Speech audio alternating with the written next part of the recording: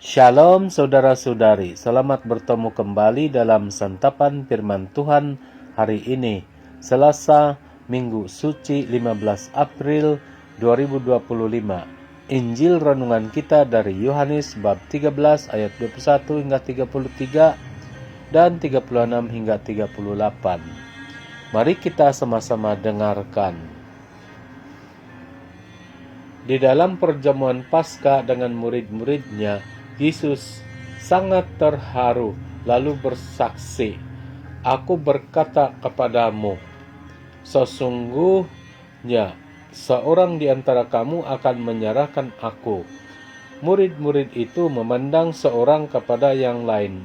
Mereka bertanya-tanya, siapa yang dimaksudkannya?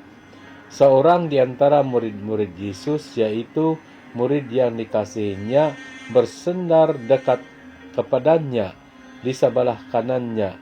Kepada murid itu Simon Petrus memberi isyarat dan berkata, "Tanyakanlah siapa yang dimaksudkannya." Murid yang duduk dekat Yesus itu berpaling dan berkata kepada Yesus, "Tuhan, siapakah itu?" Jawab Yesus, "Dia adalah orang yang kepadanya aku akan memberikan roti sesudah aku mencelupkannya."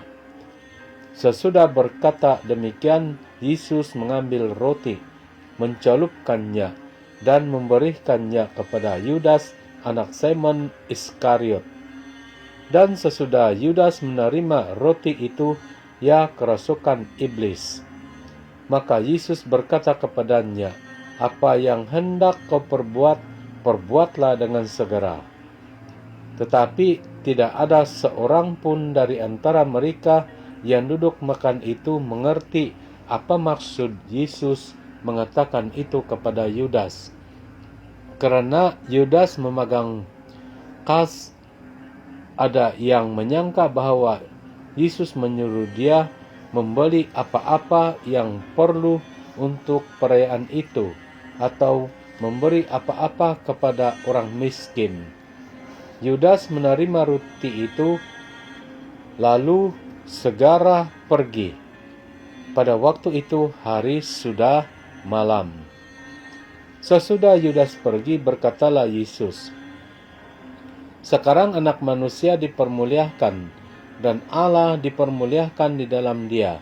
Jikalau Allah dipermuliakan di dalam Dia, Allah akan mempermuliakan Dia juga di dalam dirinya, dan akan mempermuliakan Dia dengan segera.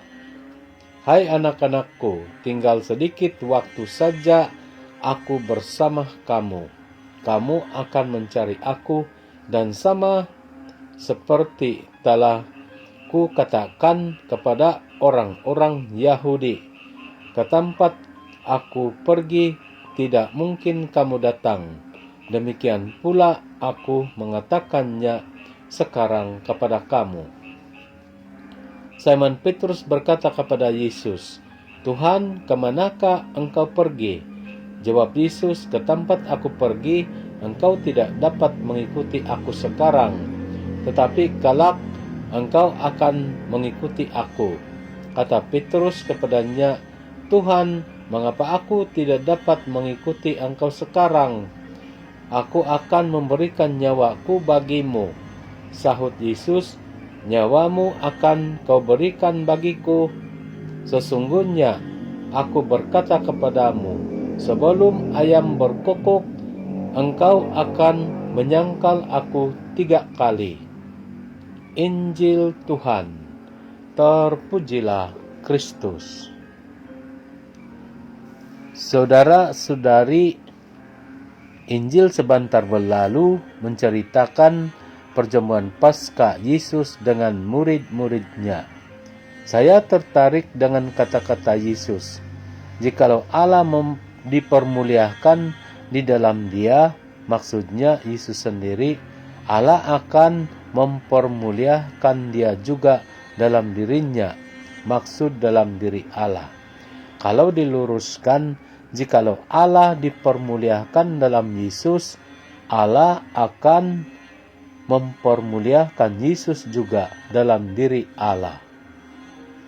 Saudara-saudari, kita tahu Allah sudah dipermuliakan dalam Yesus dan Allah juga sudah mempermuliakan Yesus dalam diri Allah sendiri. Apa yang sangat perlu untuk renungan kita ialah mengambil kata-kata Yesus itu untuk diri kita sendiri. Jikalau Allah dipermuliakan dalam diri kita, saya atau kamu atau kita semua, Allah akan mempermuliakan kita juga dalam diri Allah sendiri. Tetapi saudara-saudari, apa maksud mempermuliakan? Arti mulia dalam kamus ialah tinggi dalam hal kedudukan, pangkat, atau martabat. Jadi, memuliakan berarti meninggikan, dan mempermuliakan, mempertinggikan kedudukan atau pangkat atau martabat. Kalau memuliakan Allah, kita katakan mempertinggikan kedudukan Allah, mempertinggikan pangkat Allah, atau mempertinggikan kedudukan Allah dalam hidup. Maksudnya mengakui dan menempatkan kedudukan atau kehadiran Allah melebihi dari segala sesuatu. Bagi yang percaya kepada Allah, kehadiran Allah menjadi keutamaan. Kepercayaan kepada Allah menjadi keutamaan. Penerimaan dan pelayanan kepada Allah menjadi keutamaan. Tetapi menerima juga kenyataan bahwa Allah jugalah yang boleh melakukan kesemuanya, sebab Allah lah yang sungguh berkuasa. Bahkan Allah adalah kuasa. Kita mendengar tiada yang mustahil bagi Allah, sebab Allah itulah pencipta kesemuanya, termasuk kehidupan kita. Bahkan Allah adalah kehidupan. Yang baik betul direnungkan ini ialah kita banyak kali, bahkan kadang-kadang bertubi-tubi masalah pribadi. Baik sekali kalau dapat mempermuliakan Allah walaupun banyak masalah atau cabaran itu. Percaya dan terima kenyataan bahwa Allah melebihi kuasanya dari masalah terbesar kita. Itulah bagi Yesus, walaupun masalahnya sampai mematikannya, Yesus tetap setia kepada Allah. Apalagi dengan penganiayaan Yudas atau penyangkalan Petrus, pembohongan, ejekan, olokan, pengkhianatan rakyat, atau ketidakadilan Pilatus. Dosa-dosa itu kecil dibandingkan kematian, tetapi semua dosa itu membawa kepada kematian. Yesus tahu, Yesus alami kesemua itu, tetapi Yesus setia, taat kepada Allah Bapa. Yesus berserah kepada Bapa surgawi dengan kesemua masalah itu. Itulah iman 100%. Begitulah Yesus mempermuliakan Allah 100%. Dan Allah Bapa juga mempermuliakan Yesus 100% dengan kebangkitan.